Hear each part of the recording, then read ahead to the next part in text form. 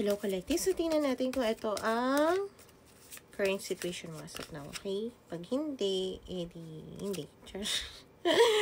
No. Joke lang. Oo.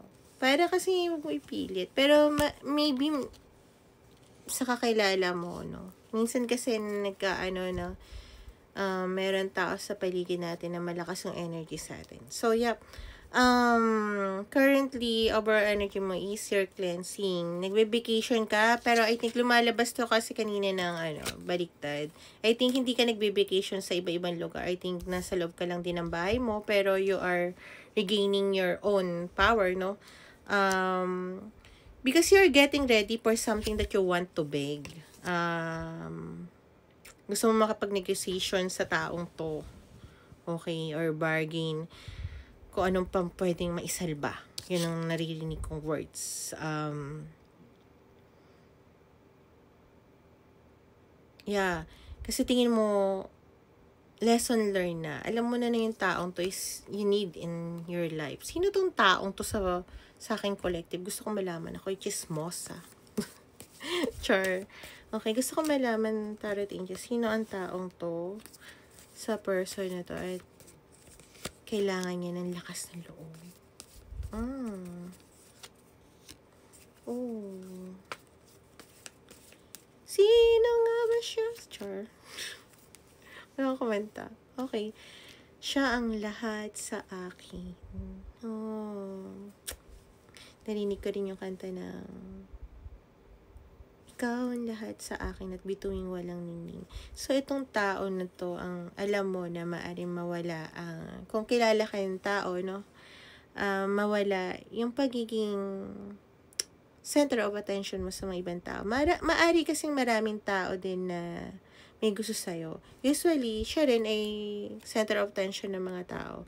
Pero yun din yung nararamdaman ko na parang marami rin tao na may gusto sa'yo, pero this person is marami din may gusto sa kanya. And parang sa kanta na balutin mo ako ng liwanag ng iyong pagmamahal. Limutin ng mapaglarong di magtatagumpay. Hindi ko alam kung tama lyrics. Kung sa piling mo ngayon ako'y bituing walang ningning o magkukubli. Okay lang na mawalan ako ng ningning sa lahat ng ibang mga tao. Basta makasama lang kita. Babalutin ko din yung, ikaw din willing mo rin balutin yung ningning niya para sa'yo lang siya. I don't think kung tama yung word na yun, pero yun yung nararamdaman ko. And gusto ko sana sabihin, kaya ayoko sabihin, selfish mo naman. Okay? But I think, okay lang sa'yo mawala yung ningning mo at gusto mo parang ganun din sana siya sa'yo. Okay? Ito yung tao na parang pagkasama mo is kaya mong gawin lahat. Okay? Nagbibigay sa'yo to ng confidence, ng parang yung 1,000 confidence sa buhay mo. Na hindi mo alam bakit pagkasama mo siya, smooth ang sailing. Parang yung ano ba yun?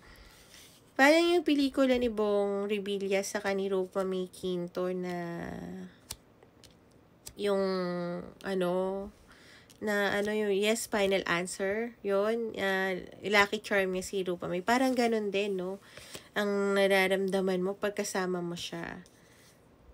Ito yung tao na nag-invest ka na. Okay, may naka-work mo rin or naka-team mo, naka-collab mo na. Pero hindi siya nagkaroon ng fruition. Okay? Hindi mo nakuha yung animo. Kasi I think this person is hindi niya alam yung totoong nararamdaman mo. Ito rin yung person na willing kang mag-sorry. So, in short, ito ang taong mahal mo at nakikita mo ang lahat sa kanya. Natakot ka lang siguro dahil nga hindi ka ready mag-settle dahil masyadong yung taon to is either na akala mo hindi ka makakarating sa level niya, naghihintay kang lumebel sa kanya, and or ikaw yung tao na sobrang kilala ng mga tao, ayaw mo na mapag-usapan ka. No? Yun yung nararamdaman ko. So, tingnan natin ang payo ng guides mo sa'yo.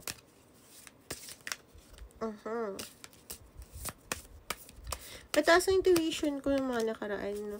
Hindi siya na maabot ng 10 minutes yung mga reading ko, which is nice. Okay?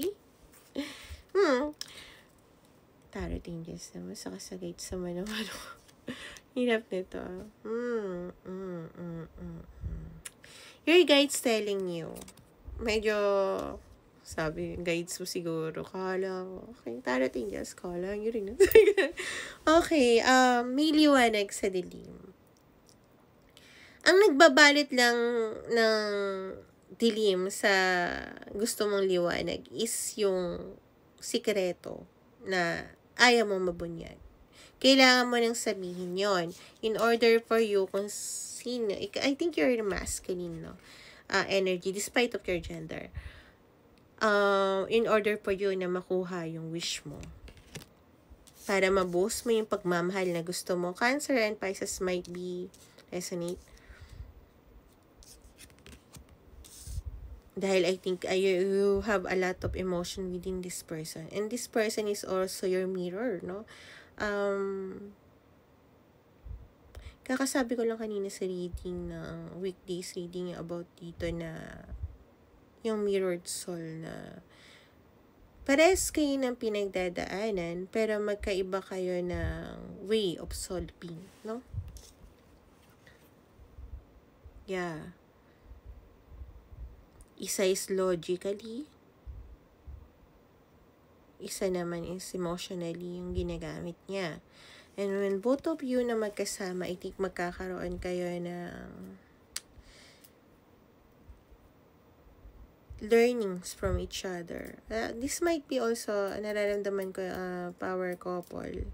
A lot of my readings since last week yata is I mentioned power couple, lalo na sa Pisces, and this one is a Pisces, no? Yeah. So your guide's telling you that you have to be honest sa emotion mo in order for you na matupad yung wish mo. Since you want to apologize to this person, kailangan mo din na sabihin yung reason mo kung paano ka nagkaroon ng ganong mentality na nagawa mo yon or something like that, no? And kailangan ma-recognize mo din na kung bakit nagawa din yun ng person mo, no? I'm not sure kung ano yun, no? Na I don't think na malaking pagkakamali yung nagawa mo, but this triggers you a lot. Parang bumalik lahat na iiwan ako ng lahat ng taong nagmahal sa akin.